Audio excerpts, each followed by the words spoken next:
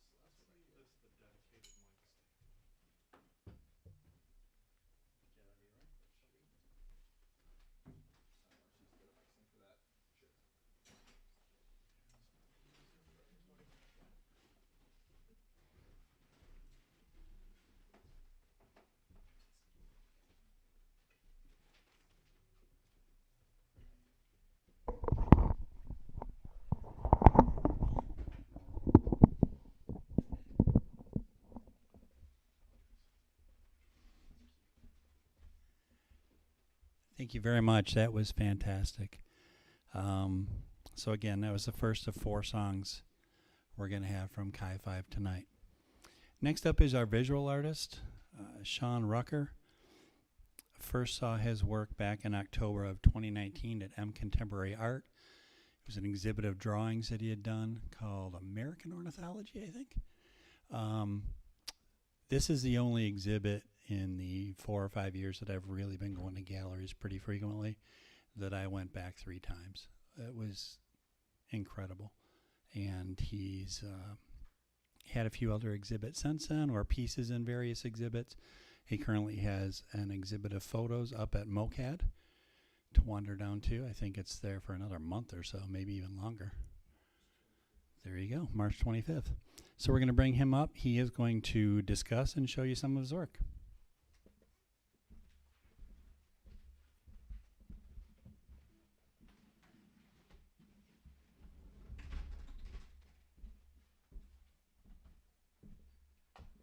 Thank you, Dan. That was awesome. I don't know how I'm supposed to be following that with drawings.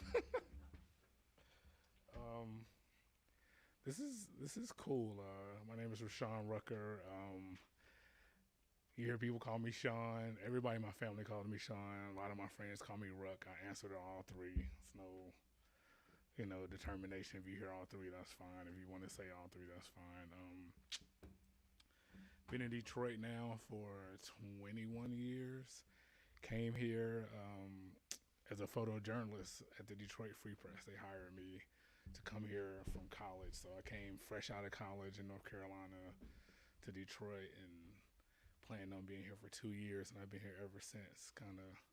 Detroit's kind of like that mangy dog you find that grows on you and you start loving it, and you just don't ever want to leave. This is kind of like, as Ki5 said, this has got like Tiny Desk vibes, but for me it's like full circle because I learned how to draw from comic books and professional wrestling. Most people are like, how did you become an artist? I'm like, I don't know, Ric Flair and Wolverine. Like, I loved wrestling growing up in North Carolina. My parents and grandparents went there on Fridays, and there were no wrestling toys back then. And so the only thing you could do was draw wrestlers. And so I would draw them in color. My mom she was a kindergarten teacher, and she would laminate them, and they would be like paper fighting dolls. And then I stepped my game up to making cardboard Reynolds wrap aluminum wrestling belts for all the kids in the neighborhood to fight over for significant value in the hood, I guess. And the other half of that was having uncles who and a dad who loved comic books. And I don't think I was ever reading comic books. I think I was a kid that was buying comic books just to look at the art. I don't think I started reading them till like later in life. But this is how we get here, and I guess tonight I'll just talk a little bit about my drawings, since that's what Dan kind of brought up. So in the last couple years, I started doing these drawings called American Ornithology, and it was about conditioning. Well, I wanted to make a body of work about conditioning of black men in society, and I just didn't know how I wanted to go about it, but I didn't want to go about it in a normal way. And I ended up coming up with the idea about comparing and contrasting the lives of black men with pigeons. And so you see, this is the first one I ever did, and it was called Cooped Up. But I'll show you this just so you can get an idea of like the scale. So this is me I don't have a studio. I just work in my living room on a piece of cardboard or foam board and tape the paper down and draw. That's actually what I was doing before I was here. I had a big piece of cardboard on my lap. But this kind of came about because I wanted to talk about the conditioning, and so I wanted a different way to do it, and I figured like what better way than like a marginalized person and a marginalized animal. And so the more I started studying pigeons, it got really crazy. So I started cold calling ornithologists. That's how it got the name American Ornithology. I just started cold calling scientists. And they were like, what do you want to talk about? And it was like, there's like 2 black ornithologists in the whole United States. So the one guy I called, he was actually the person that talked to me. And I was like, oh, it's a professor at Clemson University. And so what I found out was pigeons aren't native to America, which I was like, really? That's like the bird we see the most out of any bird. And he's like, no, pigeons came around the same time as slaves, like almost the exact same time as transatlantic slavery. And he was like, they were bought here, just like slaves were bought here. And he was like, because they had a really close relationships with humans. And he was like, they were bought here in the same type of servitude. You could train pigeons. They were easy source of food. They, served as targets for hunting. When people would do like pigeon shooting, that's how skeet shooting became clay pigeons, because it was actual real pigeons. And they almost killed pigeons into extinction by just shooting them for fun. And so, and it was like that's why you had homing pigeons, messenger pigeons, because pigeons were very trainable. And, kind of similar to how slavery, was, pigeons are one of these few birds that don't migrate. It's like one of the only birds that doesn't migrate. Wherever you put a pigeon, it stays. Within a month or 2 months, it imprints on its brain that this is home. So wherever a pigeon is born or placed, within months it becomes home. And so then I started thinking about all those different things, and the way I kind of got to the pigeon was I was walking to the newsroom, to the Free Press one day, and I had that thought in my mind about the conditioning, what I wanted to talk about. And the pigeons had the entire sidewalk covered. Somebody had spilled popcorn. And I was walking through the pigeons, and they didn't move. And I'm a big guy, and I started like doing this. And they just kind of like, how pigeons just walk away, but they come back. They didn't fly away. They just kind of scurried. And I was like, man, I hate pigeons. And I was like, oh my God.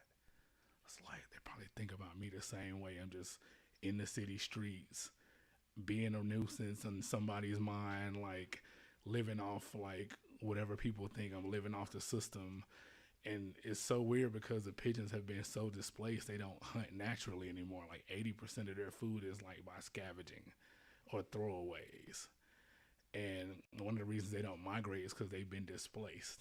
And so they don't have the natural migration gene that birds have now, because they don't know where functionally home is. Because pigeons naturally are found in Asia, Africa, some parts of Europe. And so what he told me I thought was interesting. He said any pigeon you see in America is feral. It's not native. And he was like, feral means something that has escaped being domesticated. And I was like, wow. He was like, then he kind of said to me on the phone, jokingly, like, you're feral. He was like, you're not really native to America. And so this kind of is what brought this kind of thought process to these drawings, and started thinking about like aviaries and where they keep birds at, and how aviaries are similar to redlining, and how you make ghettos and structure. And literally the definition of pigeonhole is to classify something, to give it a rigid system. And so when you think about that and all of these words, and like, it's actually a movement now in the ornithology fields where they're thinking about taking the name pigeon away and saying dove. It's the same bird. But they were like, pigeon has such a negative connotation to it. It's taking any real like regalness away from a pigeon. And so I thought about that, and you start thinking about, well, if it's the same bird from the same species, but when you see a white dove, you think purity, God, peace. But then when you see this gray or this black pigeon, it's like rats with wings. Everywhere you go, don't feed the pigeons. People put up pigeon spikes everywhere to keep pigeons from coming around. And so it kind of became just a thought process that became a much bigger like kind of play on things. And when I was doing the drawings, most of the faces you see are either people I know or they're collages of police mugshots. And so when I think about that and mass incarceration, you think about literal jail cells and coops, and what coops look like. When you see pigeon coops, they look just like that. Or when you see the bigger, taller coops, they look just like project buildings in large cities. And so you just think about kind of how these systems work together. Like this one is titled Back to Your Coop. So that's kind of where this came from. And so these are the drawings I've been making for a while. I do a lot of printmaking as well, and a lot of photography, of course. And then most of these drawings have aviation names or words that deal with flying. Like this particular one is called load factor, which is the scientific equation that people do when they want to fly. So it's like how much weight and baggage and people are on a plane. That's what the load factor is. And if it's overloaded, it can't fly.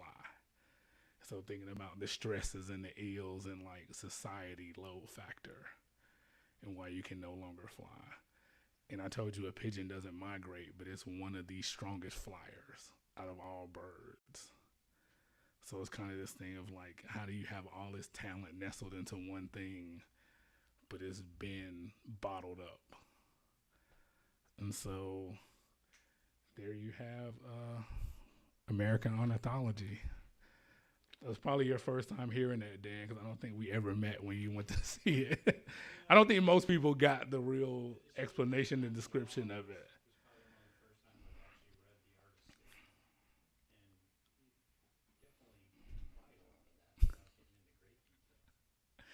Yes, and it goes so far. Like, I think I'll never probably stop doing it. I've stopped doing them, but there's so many layers of it that I just didn't even like get into. And you know, even when you go to a funeral or a wedding and you see like the white doves, those are actually pigeons that have been bred to be white. So they've been like bred to be masked as something else. So there's like so many other layers of this for me to like get into for the rest of my life. But thank you for letting me give you a little synopsis of this.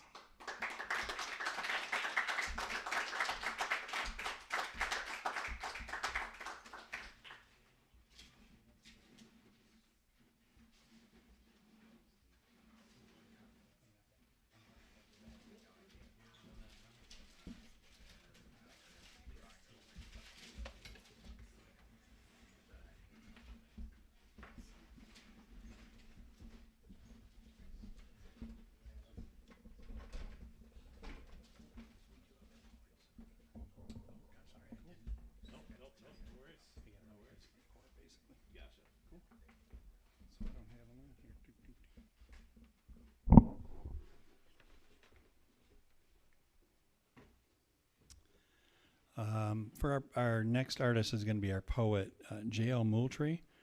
And the first time I became aware of J.L.'s work was back in October of 2019. He was a reader at the Eastside Reading Series that was curated by Aubrey Adkins, who is another former Brain Candier. So a lot of crossover with this. I tend to borrow heavily from other artists and series. So we're going to bring JL up for about some poetry.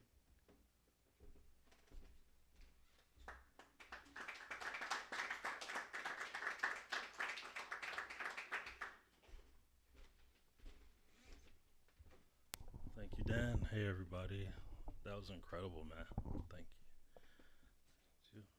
I'll be reading 4 poems today. Thank you, Dan, for having me. Appreciate it. This one is titled, In Resistance to My Spirit Splitting in Two. The quandary of my body is impertinent and bleary, genuflecting at the feet of internal wreckage. Cast the shadow of my adolescence. The outline of my childhood home spreads slowly like pooling blood, halting and indistinct. Pain stands in my mind like a euphotic mirror. I place a finger to his lips and tell the boy I was to stay silent and cherish this as a lifelong vow. I endure the warm censure, carrying that winged and changeless feeling like an ancient cinder.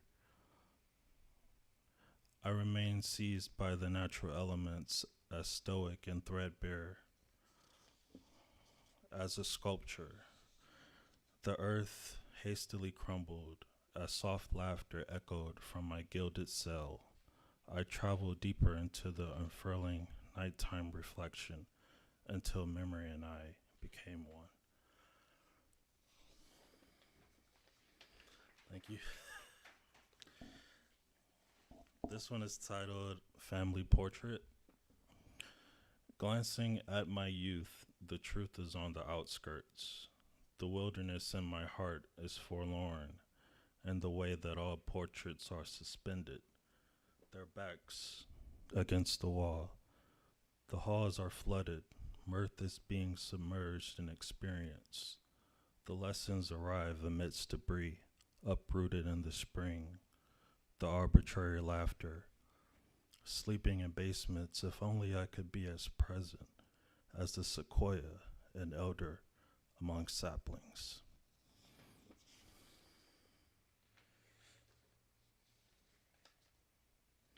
This one is called Time Being. I saw the kaleidoscope of hell, limbs flailing against pale blue. Mind was always at the helm, filled to the brim with details, momentarily lodged in space-time. They say confessions are only meant for God. The neat shame of being, sinking into worried flames, lost inside myself, unreachable, even by a televangelist. I learned this from my mother, how a smile can conceal so much.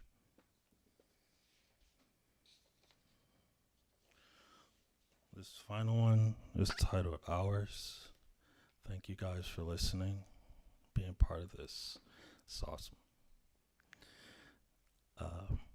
Hours. Vanishing in the night, decoded against off-white. Our eyes abandon their marbled forms, perceiving desires, while oblique gestures inch us toward fate. My body is a hastily folded document, longing like a dull knife, drawing out the essence of the sky, sent tumbling from timorous recesses. We gaze from afar, but fade into strange rooms. All I cannot say is lodged in my throat like stacks of autumn leaves. Thank you.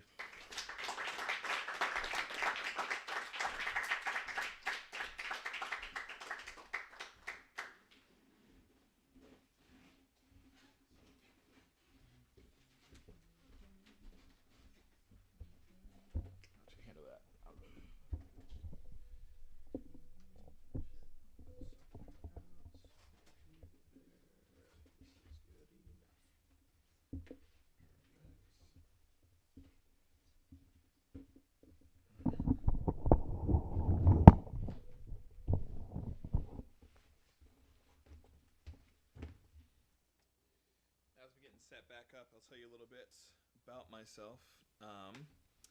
And thank you for that reading. Again, by the way, that was excellent. And thank you, Ruck, for talking a bit about your art, too. That was very, very cool.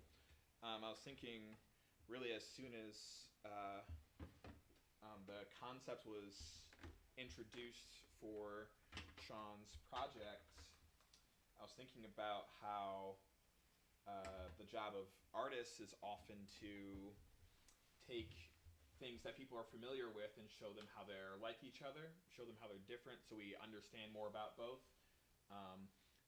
And that's same in poetry as well, because of metaphor and simile. I'm a vocal looper. I take something very simple, singing, and I use technology to just layer it upon itself. And then what happens is I'm able to just show you new things with that, where there's no single word. Usually there's no single stroke of the pencil. There's no single note that makes everything amazing, but it's the way that you bring all these little things together that I find so beautiful and powerful. And that's why I love being an artist, because there's no shortage of ways that you can combine things and I get to just play with sound. That's my space, especially in the context of looping, is a lot like building a playground, and then I get to dance on top of it. So I'm going to show you one of my favorite songs I've ever written. It is called Ghost, and this song will, I think, forever be one of my favorites, as to me, without talking about it, I think it does a really great job capturing a lot of different emotions, a lot of different feelings about what it's like to be alive, and to experience love and loss and nostalgia, and at the same time good memories and harmony. So this one is Ghost. Here we go.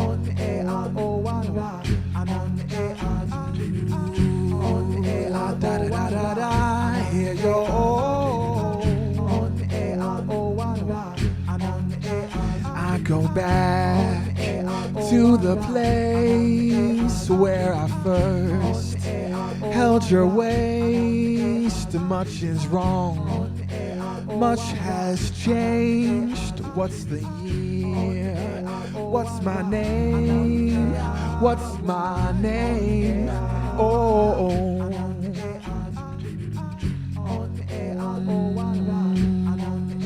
Settle down. It's not fear, but I feel uneasy here. You were light, you were clear. I feel lost again. Are you still near? You still near, ghost? Are you still near, near?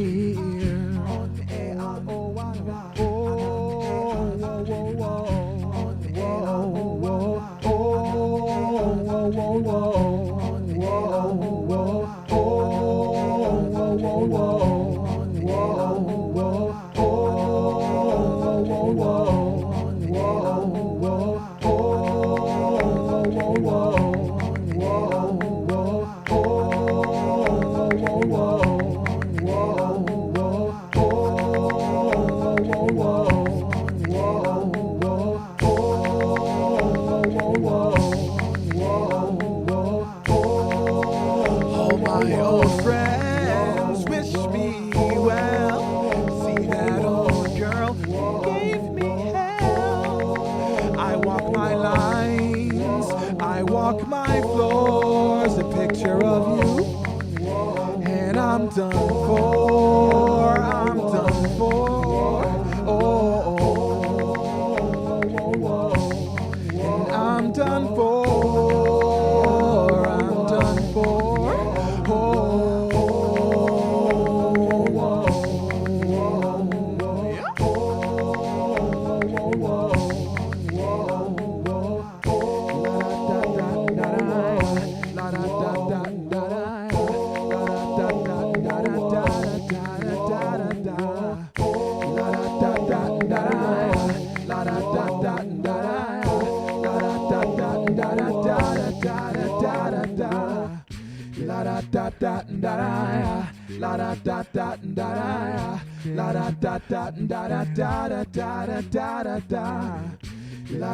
I was no queen, you were no king, but we could have been anything.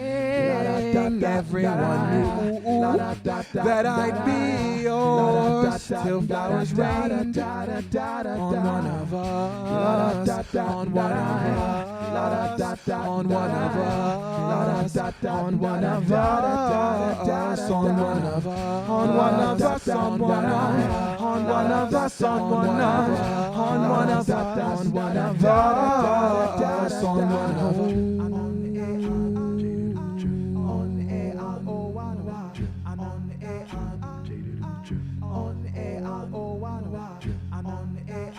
I don't cry for too long. Something says, love be strong. I hear your ghost in my ear. Please be close. Please be near. Please be near. Oh, oh. Please be near. Please be near. Please be near. Please be near. Please be near. Please be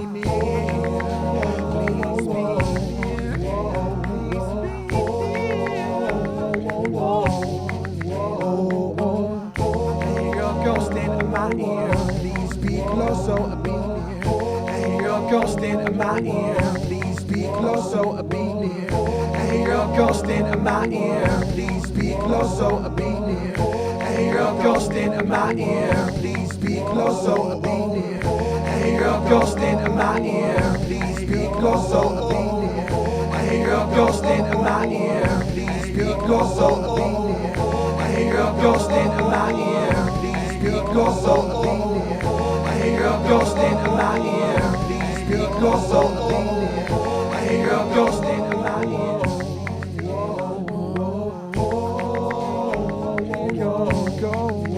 Ghost. I hear a ghost in my ear, please be close, so be near. I hear a ghost in my ear, please be close, so be near. I hear a ghost in my ear, please be close, so be near. I hear a ghost in my ear, please be close, so be near. Thank you so much.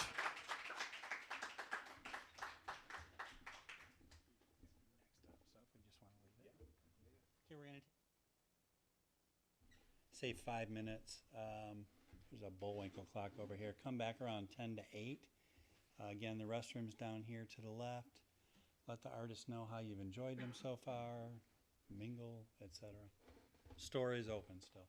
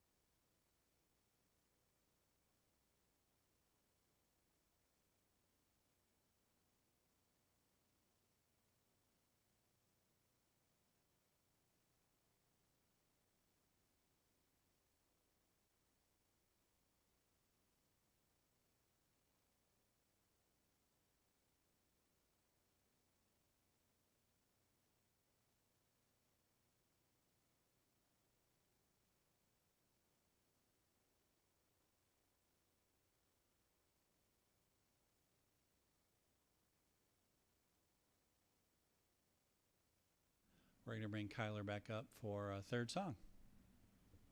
I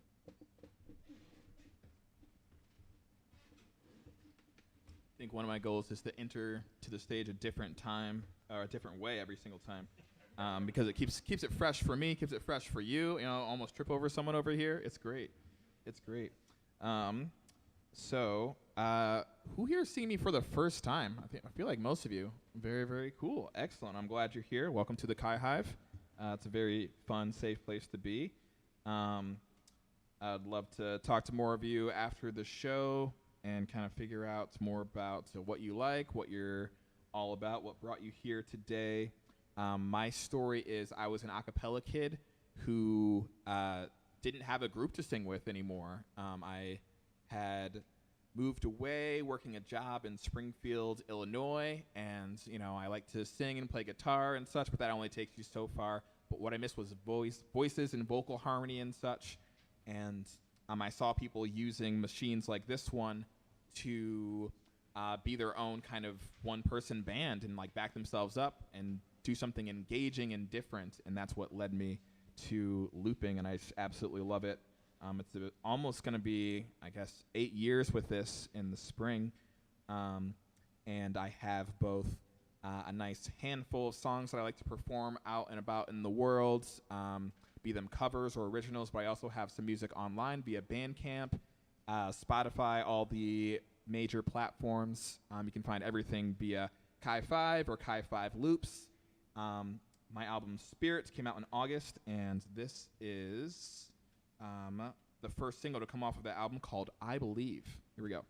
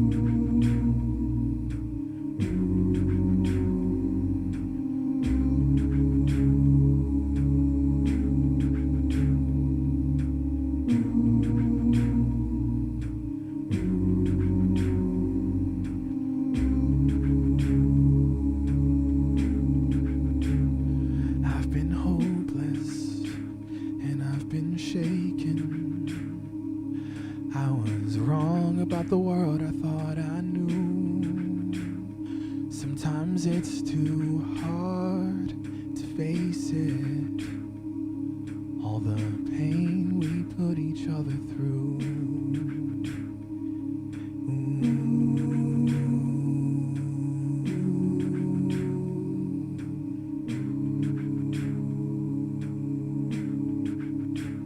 But when I look out my window, I am braver.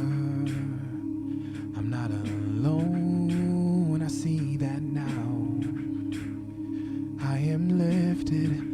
courage of strangers. Together we can find our way out.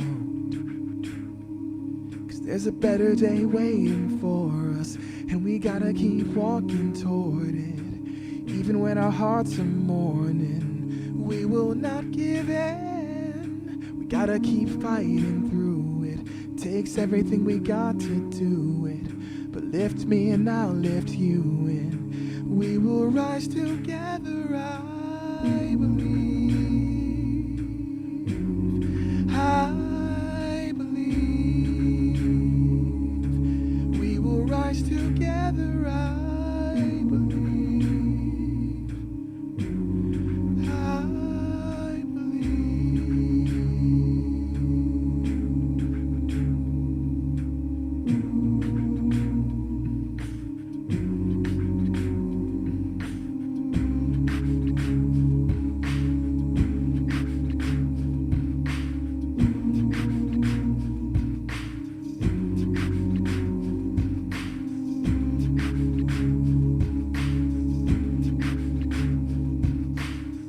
Come on and rise with me.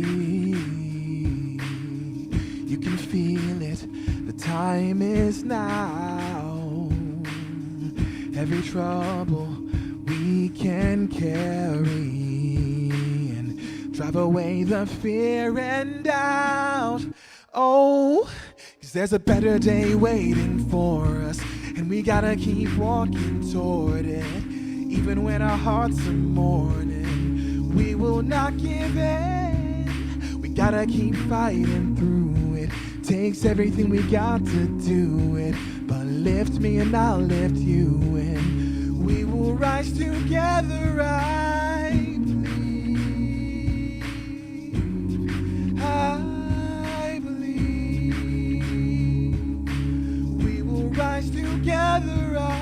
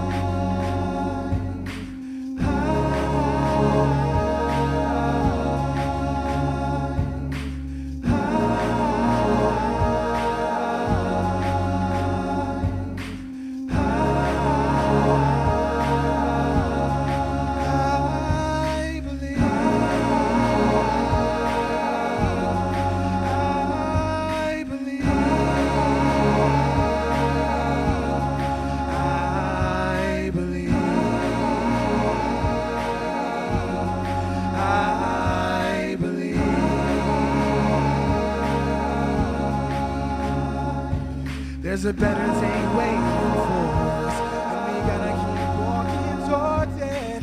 Even when our hearts are mourning, we will not give in.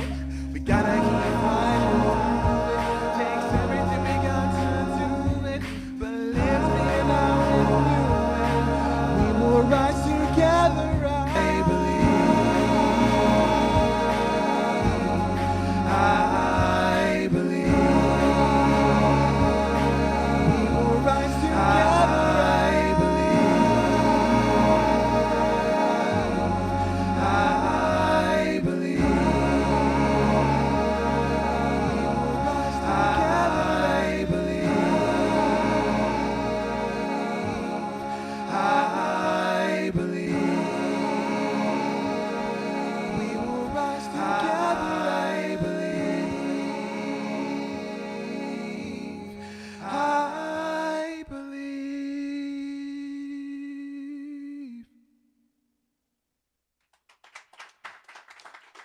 Thank you.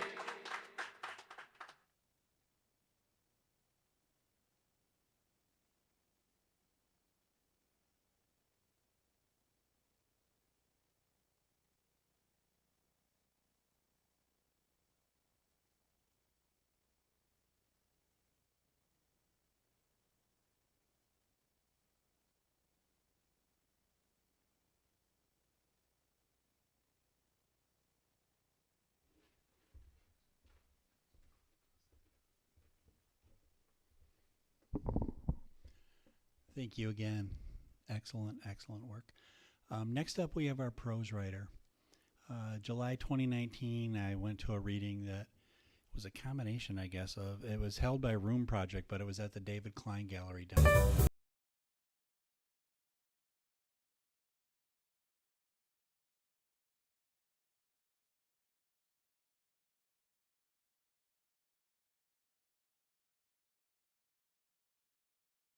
Essays and fiction, and while I think 3 of them will eventually be brain candiers, only one hit me hard enough that day for me to actually approach her afterwards and ask her if she would do brain candy in the future, and that was Cherise Morris, who's going to come up next.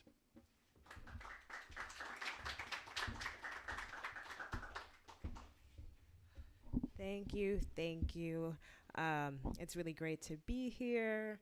Shaun and I have worked together before, so it's always great to share space with him and to also be introduced to new artists doing interesting and amazing work. So thank you all for having me. I am going to read just a couple excerpts from, a book that I'm working on. I was going to say a larger work, but it's a book. A book that I'm working on. How many people are familiar with the show Avatar: The Last Airbender? Yeah, okay. So I won't say that was the inspiration for this because I actually didn't watch it until I was an adult, because when I was a kid, I was into like super girly stuff, so I was like not interested. But I watched it after I had started working on this book.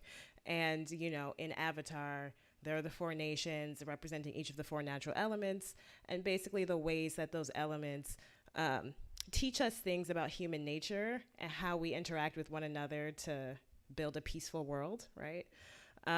So I started watching that show as I was in the middle of working on this book, and I was like, wow, this is so interconnected to the project that I'm working on right now.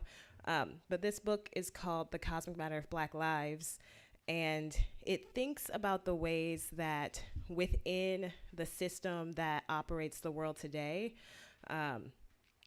human beings and Black people specifically were exploited and violated in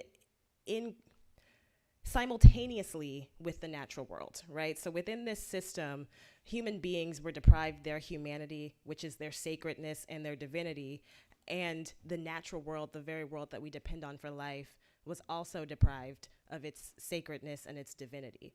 So this work thinks through the ways that happened for Black people historically, but also the ways that Black people have, through their ancestral spiritual understandings of themselves in relationship to the natural world, have resisted those violences, to meditate on how we get to a liberated future for Black people, for all people, and where this earth can begin to heal and restore itself through reconnecting with our understanding of ourselves as sacred and divine beings in relationship with this planet as a sacred and divine thing. So that's what the book is about. I'm going to read from, I think, 2 sections. So I'm going to read from the section on water, and I'm going to read from the section on air, because those are my 2 favorite elements. And I'm just going to read some excerpts from those essays. So this is an excerpt from the water section. West, water, to the ancestors of intuition, healing, and wisdom, born by the river. Legend has it, our people come from the water, eternal womb of intuition and memory, where our highest goddesses and gods took sanctuary. The water, 60% of the human body, the first home any of us have ever known, our righteous passageway back and forward, gushing unending wells of ancestral knowledge. The water was the ontological depth from which we sprouted in the fullness of our being, the thing which moved our hips and held the rhythms of our lives, the looking glass reflecting our rights and wrongs. The water was home. The water was us. But the water one day became a fearful thing fashioned into legend again, though this time of an opposing nature. As time sealed the horrors of when and how and where we landed here, the water became a reminder of these oppressions. The water became the site where we first lost sight of our former selves. When we could remember nothing else, we could remember the violent currents which shepherded us to this violence here, to destinies we never imagined and places we never wished to go. The water became a fearful thing. The water, too, would remember the traumas we'd spent centuries trying to outrun, overturn, and unlearn. The water was the infinite basin echoing the heartbeats of this world. The water was the archive keeping record of the cries, calls, names, and narratives which sank and drowned at its bottom with the passage of time. The water was perhaps the last one to know who we were before these depths and deaths reshaped us. The precipice between our undoing and our becoming, the water would always know our triumphs as kin to our pains. In time we came to know all too well the ills of the water, the gentle beauty it holds, the life it bears, the catastrophes of its potentials when there is too much or too little of it. I made home at the bottom of a mitten flanked by non-tidal currents. Most everywhere I've ever lived in substance and essence has been formed by or against some vastness of blue, taking its shape and namesake from a river or some other body of water. I've gone from the mid-Atlantic to the ocean state to the Great Lakes. In Detroit, the water has become synonymous with a new struggle for Black people, a distinctly 21st century sort of burden. Water excess now forms the strait segregating the deserving from the perpetually underserved. The ability to afford water here, near, and far defines whose existence is and isn't considered in the forging of the mythic new and the upturns of progress and development. Within the same frameworks and mentalities which authored our initial undoing, the water is like anything else, something to be hoarded and exploited, a trick turned out for profit. What was once an invaluable resource is now a commodity with an increasing price tag, and in accordance with the brutality of capitalism forged and framed by a racial hierarchy, the water here has become another product to relegate whose existence matters and whose well-being is sacrificial, a tool of oppression weaponized along the dividing line which falls flatly across the boundaries of race and class. Despite Michigan's geography, flanked by nearly 20% of the world's freshwater supply, no water is good here, and for Black people, of course, they find themselves on the front line of the latest environmental violence. Detroit was the first place I witnessed water deployed so explicitly against those who are Black enough or poor enough, which often means Black enough to drown, or in this case, to desiccate. But this was just another iteration of a story as old as conscious memory of the water, the source of our vitality brandished towards our overthrow. Since Black has been Black, the weaponization of water against Blackness and Black people has been part of our narrative. From all I've read, it's important to stay hydrated when you're grieving. 8 glasses of water a day is perhaps the simplest way to tend to oneself in the presence of absence's aching. A subtle salute to self-care to soften the bowels, moisten those hard, rough edges, rinse the sorrows just enough to keep the heart beating. When hope is momentarily out of sight, there's something in the water that helps us find our grace, regain some small sense of balance, and if not our grace and balance, at least the breath to hold on to ourselves, to stay with who we are despite bereavement's temptations to reckless abandon. But what did those mothers in Flint do? As they mourned the coming of the Reaper's legions, lives stolen from those too young to even grasp the wounding like 10 shots to the heart, what did those women drink? How did they moisten their palates and drench their sorrows when the water was what they were mourning? It is a well-known story, the water and our nebulous connection to it. Etched into the water's lore is its polarity. The great bringer of life has always contained an unparalleled capacity to destroy. And within a system hell-bent on our undoing, the water has been wielded towards our destruction since the charter of the first ships which carried us over it. I am part and parcel of a legacy defined by an intimate relationship to water, its blessings and its perils, our linkages as tense and confusing as they were tender and nurturing. Black folks have both loved and feared the water fiercely. But despite this, and perhaps because of it, we've managed to harness its power towards our resistance and rejuvenation. Through the years, as we heard the whistles and hollers of hoses beating backs down against pavement and came to know the might of hurricanes turning our eyes towards watching God, we held on to the memory of the Igbo, who walked across the river home, who chose to drown to keep from living lives submerged. To escape the chains of lives confined, Harriet told us to wade in the water. To find healing and reprieve, we offered our bodies to its warm caress. To be graced by God, we volunteered our heads to its tides. But Lord only knows how many dead bodies were hurled off the ship's deck, left to crash and rot among the waves. How many aching hands dug wells to the master's house? How many folks in iron chains were smuggled across the bay at nightfall? How many of us gave in to the floodwaters? How many of us have suffered involuntary deaths by the many forms of drowning, both literal and figurative? And despite all this, and perhaps because of it, the river was always our last stop on the way to freedom. I didn't realize I loved the water until I reflected on it from the bottom of a bowl in New Orleans, watching archival footage of Black folks dipping their bodies underwater at assembly line turn-of-the-century mass baptisms. They came up screaming, writhing, gasping for air, and crying, wiry shadows of the living, reflections of the dead. In these waters, they found rebirth, salvation. Though the river appeared still and tranquil, in these films, there was always an undeniable force to its calm. There was always the potential for it to start moving, toss and turn, upheaval, and level back out again. Black folks have always understood this. The water is never still for long. Back on the continent, our reverence for the water was commemorated in the likenesses of our deities by performing time-honored rituals and ornate ceremonies. The water was a portal to connection with God. We danced for the water, sang to the water, left offerings by the water, bathed and were renewed by the water. We poured libations to our dead. We placated the water, understanding its essential role in creating and sustaining our lives and never underestimating its power to undo them. Back in the country, between the yellowing earmarked pages of my grandmother's weathered King James Bible, the water was highlighted. It was salvation, cleansing, the quenching of the deepest thirst, the only thing to keep hope alive in the shadow of desperation, a sign of the Holy Spirit coming to deliverance. It was also marred by trouble, turbulence, struggle. A contradictory figure, the water was always a force of reckoning. Great civilizations rose and fell to the tides of the river. Epic tales reached their climaxes and conclusions at its shores.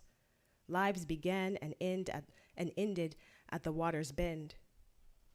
In these stories of the water and its dualism, I found something of us, a constant negotiation between life and death, which has marked this existence to be Black in America. That was the first excerpt. Now we're moving to air. North, air, to the ancestors of communication, transcendence, and change. Before we could fly. Who told you to dream? Asked a chorus of angels and wishes unheard penning lullabies to my reflection. Before a council of elders, ancestors of the most elevated who spend the rest of infinity in the company of the Most High, they teach me theory is no panacea. All the philosophy in the world can't bring a heart back to beating. See, we are something more than ideas, something grander and greater and more brilliant than can be archived, written, understood, prescribed. The substance of our making, the matter of our meaning was never so fragile as a white world's word. Our greatest scholarship came in dreaming. Our classroom is the drift of clouds overhead, reminding us of the constancy of change. The lilt of a chest as its horizons rise and fall with breath, reminding us nothing is too destined to not be transformed. See, for people who were battered and bruised but refused to be broken, transmutation was our blessing. I spent my 20s learning how to rap in theory, recount our pains in the languages of our oppressors, trying to speak truth to a power which had no ears to listen, no heart to empathize, hoping to make it make sense within systems lacking the capacity to feel. But when the theory is pulled away and language falls to the wayside, all there is left is feeling, something transcending the logic and reason and ration of explanation. We spent a generation trying to summarize our existence, when truth is, there is no answer or evidence. There is no resolution to a magic this mighty. There are no words to encompass that soul, the souls of Black folks, the most ethereal underpinnings of who we've been and who will come to be, were unspeakable, ineffable, so sublime it almost seemed impossible. That soul, the souls of Black folks, can never be translated. That soul, the souls of Black folks, will never have enough terms to wrap our minds around something as infinite and immeasurable as the totality of where we come from and where we're going. That soul, the souls of Black folks, will never fit into the annals of a white world's language.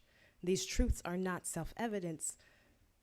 See, something this sacred can only be gleaned through trance, heard speaking in tongues long lost, the vernacular of the supernatural, the discourse of ancient wisdoms which could never be contained in word, in thought, in reason. Why breath is so often tied to spirit, why inspire owns to meaning, why we don't start counting time until the moment we first breathe in, why we measure life only until the last exhale, while we sum up the epitome of beauty and amazement as breathtaking, why over time and trials we've been taught to hold our breaths, let it be shallow and quick and uneasy, bobbing along to the irregular meter of anxiety. Our breath was our first means of prayer. Our breath was our stairway to heaven. Our breath was our passageway to the divine. Our breath is our connection, a sky bridge to the ancestors we left waiting. Our breath was our magic, the conjure doctor who puffed dust in our eyes. Our breath was our timetable, the spirit body weaving miracles through our dreams. Our breath was our blessing, a force of divinity moving within and about, a reminder of the God in you. Our breath was our ease, our way of grasping the infinity which birthed us. Our breath was our ability to not only adapt with and accept change, but to create it, to embrace and welcome the winds of transformation within it.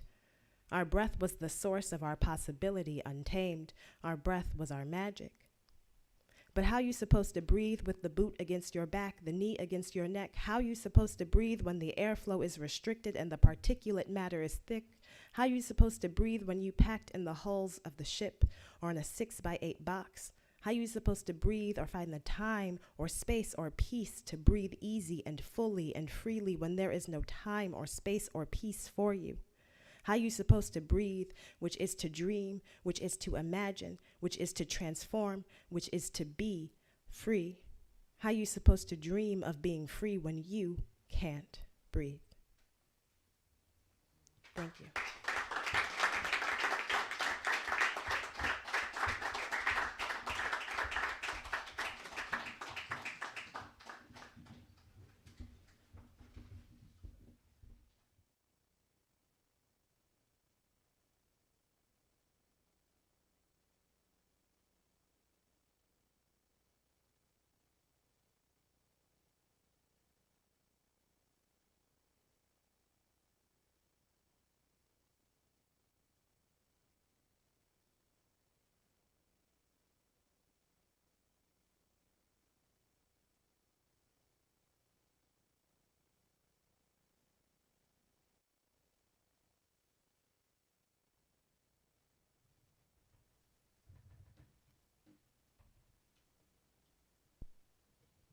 Well, that was incredible.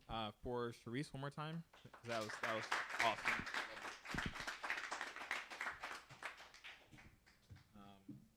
Say thank you to our hosts one more time, Dan and Katie. Thank you for having us here at Green Brain. Appreciate it. Excited to take a look around tonight and pop back in as a patron at some other random time and say hi. And thanks again to Dan for putting this all together. Appreciate you.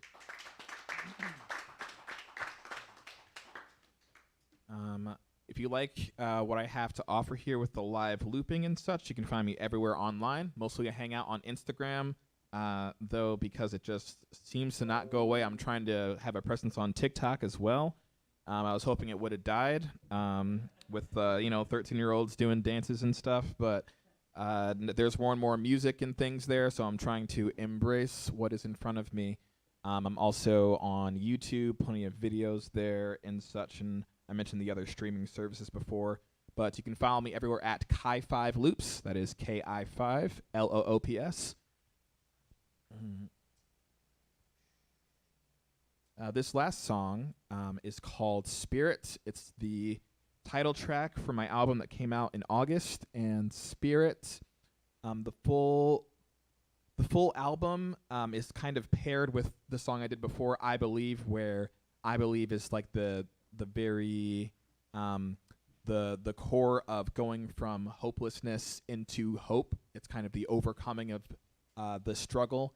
And Spirit is kind of a companion song where it is the energetic, the get out into the world in a way to encourage yourself and others to not let the spirit die, you know. And I love this talk about breath from Cherise's work, like the way that breath and spirit are intertwined. I love that idea. And to be a singer singing about spirit, I have to think about both like my breath and how when I show up, to sing, the air is my fuel, but it's not just that, right? It's like it has to come from inside me, right? It's so on many different levels, spirit and air are all part of what I do. So thank you again for having me, and this is Spirit.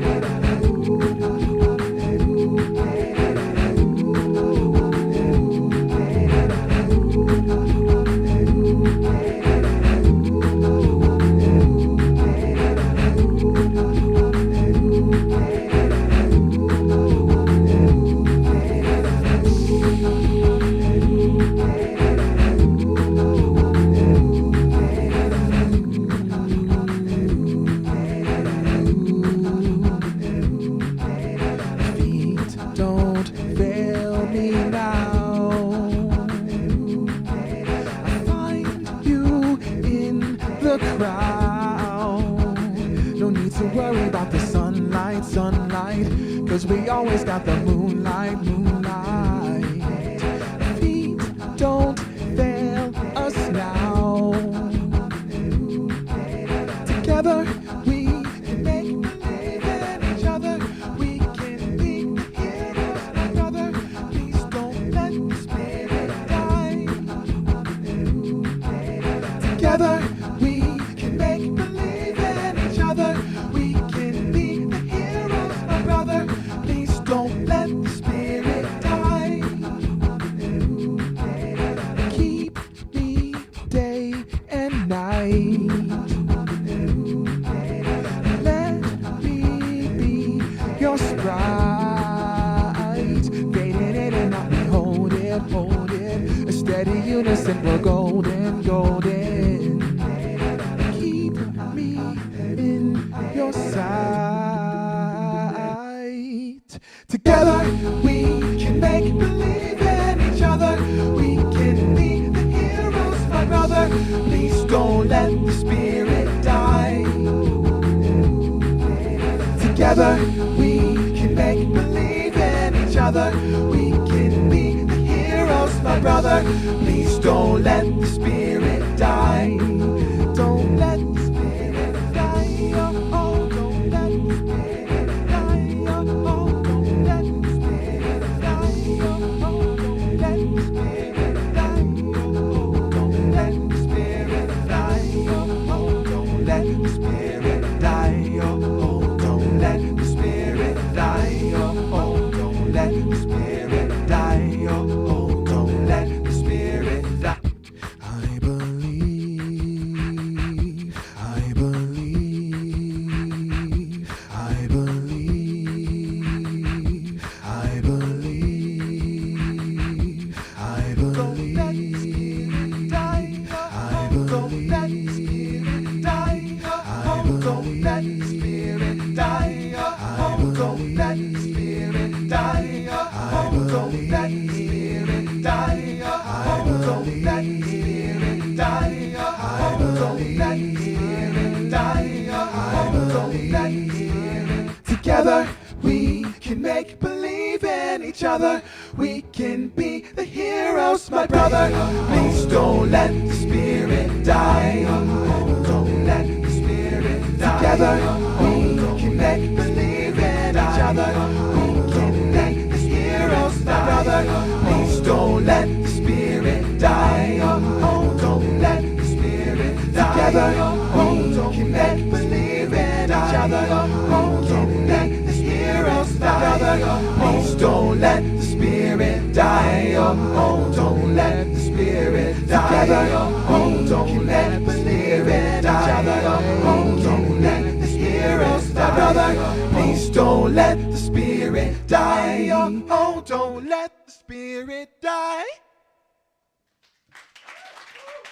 Thank you so much. Appreciate you all.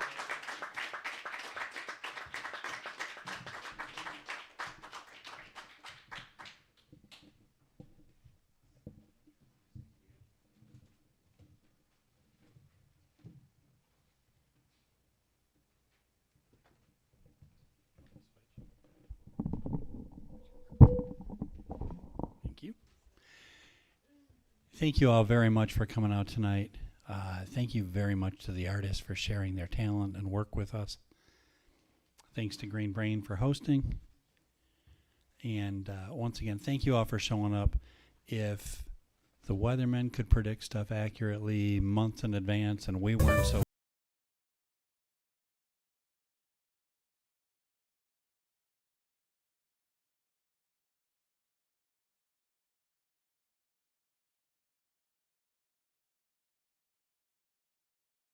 again, thank everyone who did come out and braved the weather.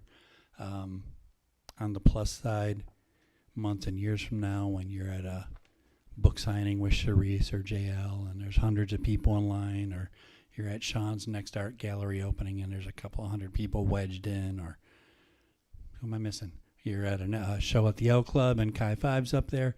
You can elbow the person next to you and say, believe it or not, I was in a room where they performed in front of 14. You're going to have to say 15 people because no one's going to believe you saw them with only 14. If you pick up one of the little programs on the back, there is details of who's next month. Again, it's always the third Monday of every month. Makes it much easier for me to remember what I'm doing. We've got Paul.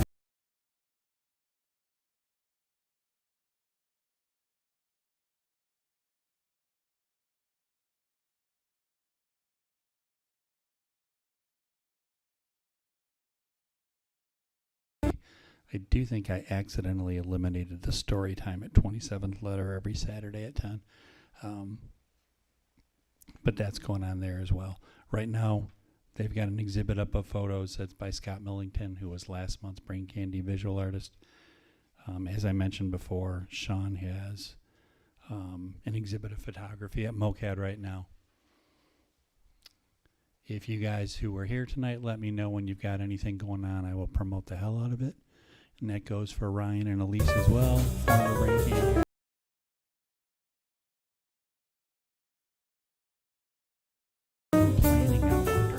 street because I don't want to go set up a table if no one's going to be there but me, and they won't be happy. Show of hands, anyone? And if you're not, I fully understand because you've been watching me talk long enough to realize that dude's not going to. Okay. Thank you very much.